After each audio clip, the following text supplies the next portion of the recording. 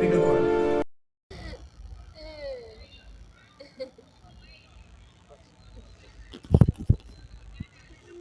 જી ભાઈ, તમે ગોત્રી દવાખાના આવ્યા છો, તમારા કોઈ સાથી વ્યક્તિનું ઘટના સ્થળે અહીંયા કંઈક મૃત્યુ થયું છે, કારણ શું હતું આ આટલી મોટી દુર્ઘટના ઘટવાનું?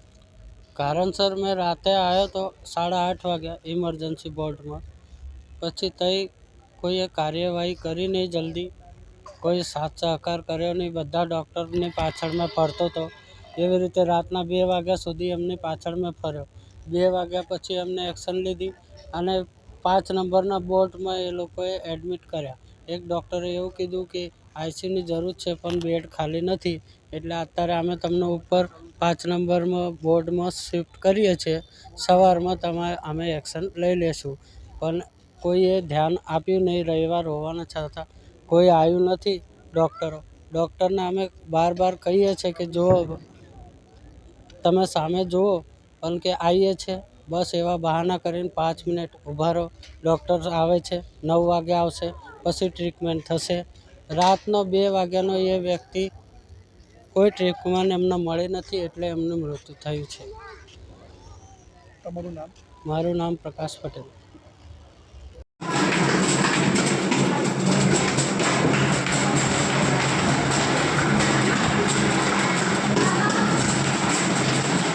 ઓ ભાઈ, વિડીયો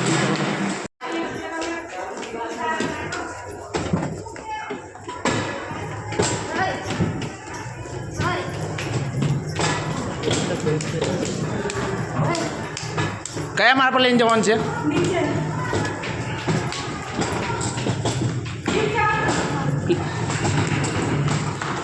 ભાઈ ઇન્ટરવ્યૂ આલી દેજો ને, પેલા મારા બધા મીડિયાવાળો આવે છે. નીચે ના મળે.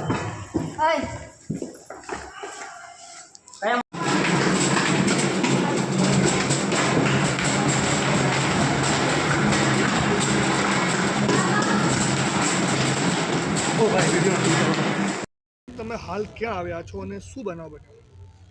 અમે ગોત્રી આવ્યા છે. ત્યાં મારા પતિને અમે રાતે 10-10:30 લઈને આવ્યા, પણ રાતની એટલા વાગ્યા સુધી પછી કોઈ સારવાર કરી નહીં. અને સવારમાં એક બાટલ ચડાયો, તેનો કોઈ બાટલ ચડાયો નહોતો. પછી એક બીજો બાટલ ચડાયો, એના પછી એક નાનો બાટલ ચડાયો. એ બાટલની અંદર ને મારા પતિને તાવ ચડી ગયો હતો.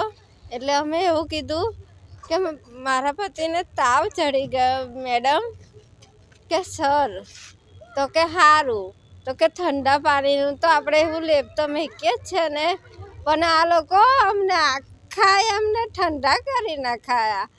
તો અમે તાવ ઉતરે એવું કરીને અમે ઠંડા તો કરીએ ને, કેમ કે મારા પતિને બીપી વધી ગઈ હતી.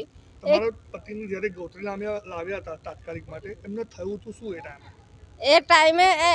એ મારા ઘરે, કેમ કે મારા પિયરમાં અમે ગયા હતા, ત્યાં ખાલી એમ નોર્મલ જેવા ચક્કર આવ્યા હતા. ત્યાં ખાલી પડી ગયા હતા, તો વાતો બી કરતા હતા.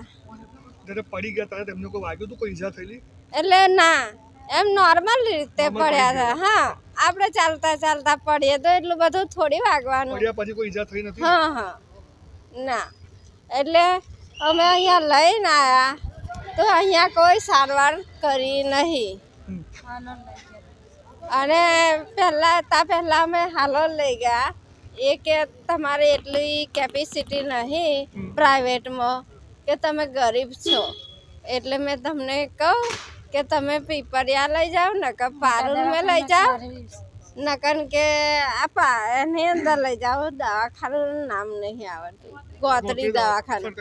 હા, તો છે ને મેં કીધું સારું.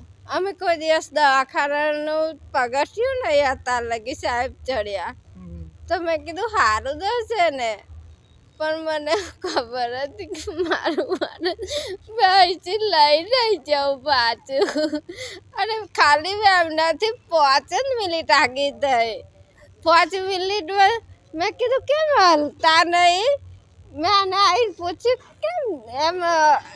તો કાનના શ્વાસ લેતા હતા ને, મેં કીધું કેમ શ્વાસ નહીં લેતા? એટલે મેં આવીને બૂમ પાડી, તે બી કોઈ જલ્દી ઊભું થઈને આવ્યું નહીં.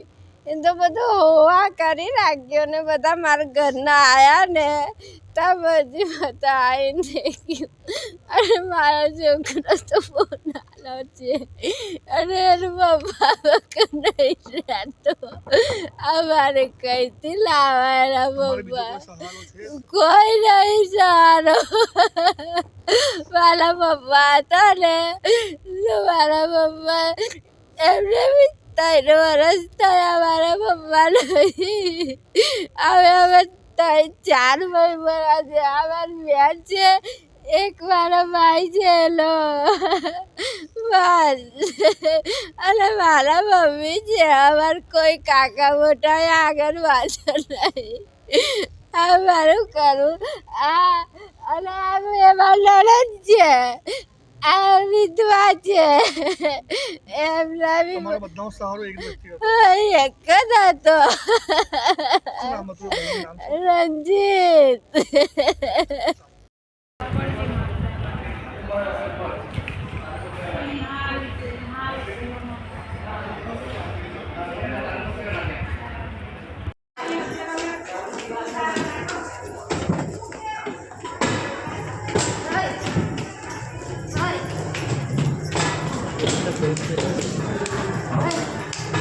કયા માળ પર લઈને જવાનું છે?